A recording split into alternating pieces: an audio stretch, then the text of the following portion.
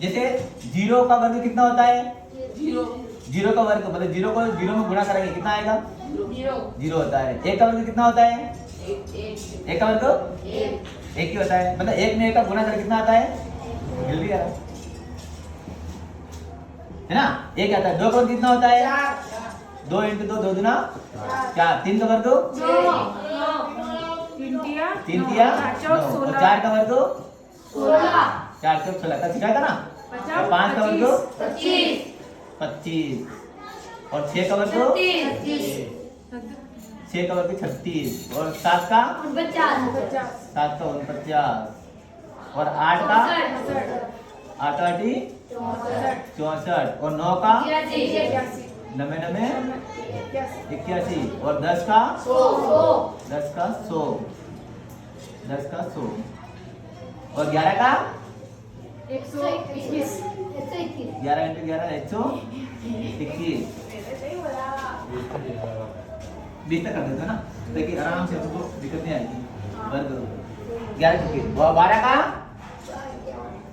144 12 का 144 सही है। 13 का 169 169 14 का 196 196 15 का 225 15 का 225 और 16 का 16 × 16 256 256 17 का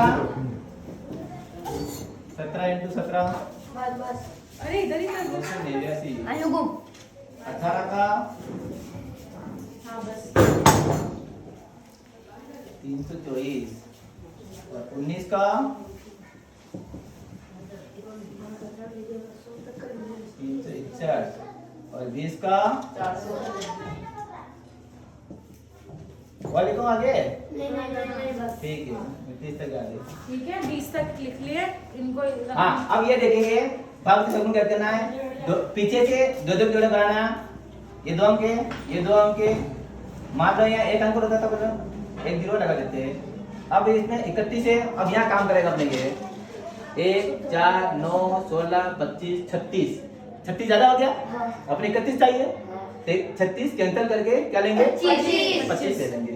तो 25 कैसे आया 5 5 का वर्ग घटाया 5 में 25 तो यहाँ लिखेंगे 5 यहाँ लिखेंगे 5 और यहाँ लिखेंगे 5। ये आंसर के लिए ठीक है। 5 को गुणा 5 में कर कितना आएगा 25 तो ये 25 का वर्ग यहाँ घट जाएगा। 11 में से 5 गए 1 में से 5 जाते ही नहीं है उधार देंगे। 11 में से 5 गए कितना बचेगा 6 बचा।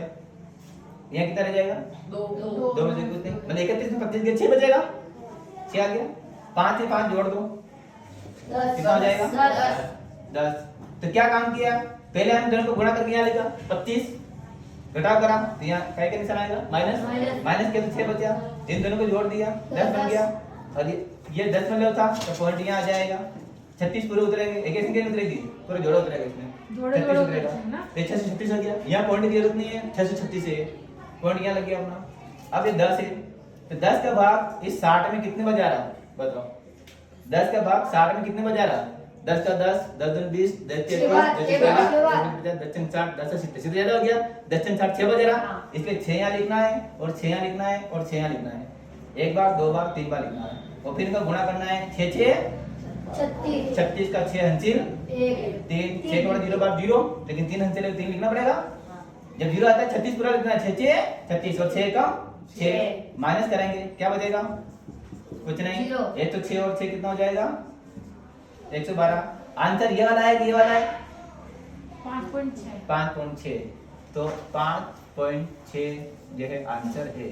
आप जांच कर सकते हो 5.6 में 5.6 का गुणा करें जैसे क्या बन जाएगी करके देखते हैं। देखिए 5.6 और 5.6 6 36 का 6 अंची लगा 3 6 पंजे 30 और 3 33 इंटू 5 36 अंची लगा 3 5 25 3 28 6 का 6 3 का 3 8 3 11 अंची लगा 1 2 1 3 10 मतलब एक संख्या 10 मतलब एक संख्या एक कितने हो गए 2 तो पीछे से 2 संख्या बदला लेंगे सिंपल गुणा करना है, पॉइंट आखिरी में लगाना है। 10 के बाद एक संख्या, 10 संख्या, एक संख्या इसकी, एक संख्या दो संख्या, मतलब इधर से गिनना है, इधर से 1 और 1 2, यहाँ 31.36, 31.36 आ गया ना?